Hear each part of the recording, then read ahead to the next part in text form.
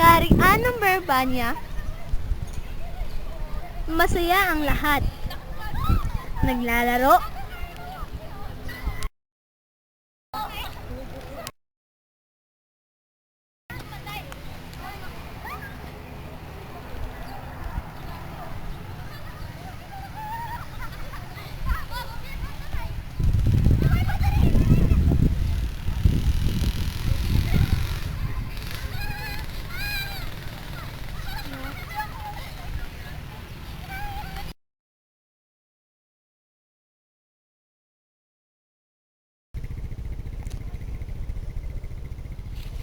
anak ko!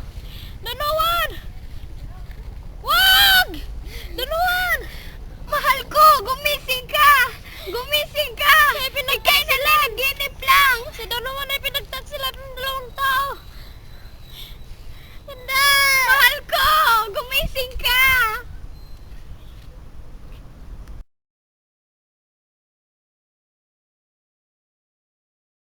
Kamahalan, narito na ang manggagamot.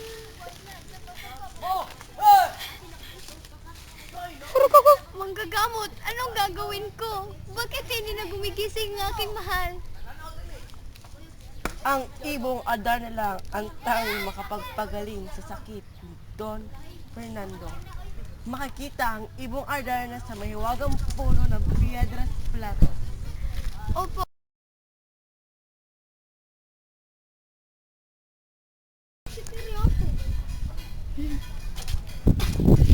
Ama! Ako pa yung bigyang basbas upang hanapin ang ibong Adarna. O sige anak, hanapin mo ang ibong Adarna. Nanluna sa sakit sa inyong ama.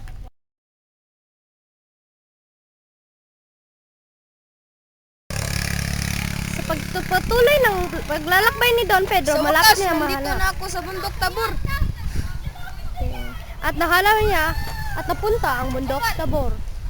Sa pagpapatuloy ng paglalakbay ni Don Pedro, patuloy rin niyang hinahanap ang Piedras Platas. Saan na kayo kaya ang Piedras Platas?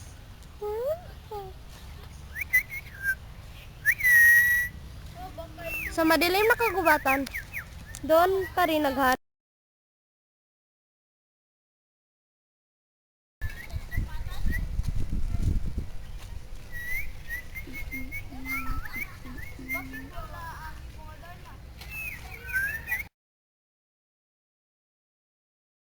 Piedras Platas.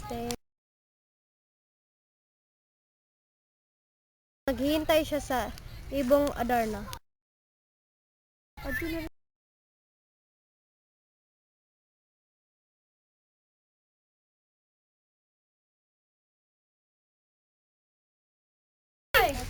Tatlong taon na ang lumipas, wala pa rin si Don Pedro. At ang sumunod na nanghingi ng basbas ay si Don Diego. Ama, tatlong taon na ama. Ama, ako na lang bigyan ng basbas upang hanapin ang ibang Adarna. O sige anak, pero mag-iingat ka ha.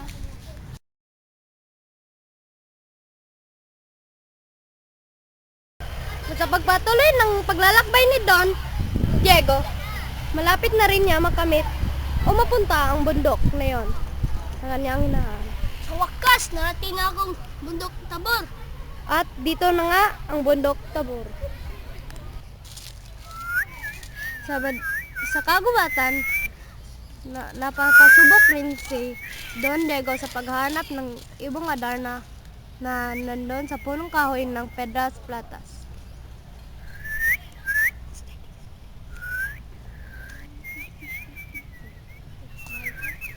Yo, Pedro, yun na.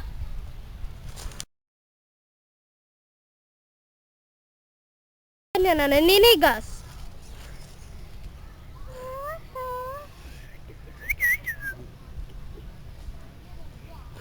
At pamamagitan nito, nagkaroon siya ng isang pagtitibay na ito ang Piedras Platas.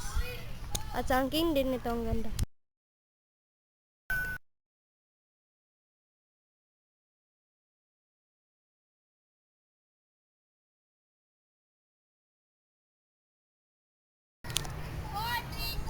Salamat at nahanap niya ang bundok Tabor. Patuloy ng kanyang paglalakbay at ito na nga. Salamat sa Diyos. Hanap Dok Tabor. Ito ang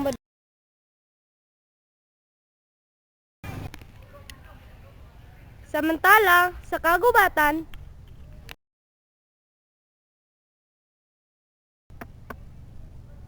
si Don Juan ay naghahanap pa rin ng Piedras Platas.